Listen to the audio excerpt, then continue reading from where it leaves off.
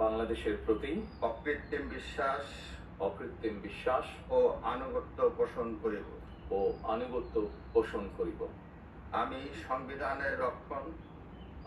সংবিধানের রক্ষণ, সমর্থন ও নিরাপত্তা বিধান করিব।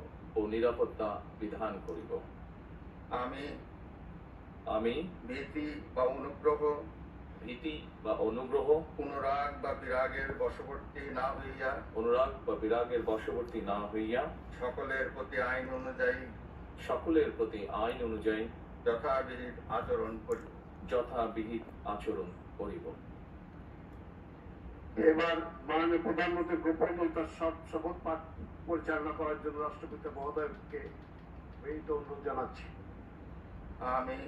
আমি তারেক রহমান সশস্ত্র চিত্তে শপথ করিতেছি যে সরকারের প্রধানমন্ত্রী রূপে যে সকল বিষয় আমার বিবেচনার জন্য আনিত হইবে বা যে সকল বিষয় আমি অবগত হইব তাহা প্রধানমন্ত্রী রূপে যথাযথভাবে আমার কর্তব্য পালনের প্রয়োজন ব্যতীত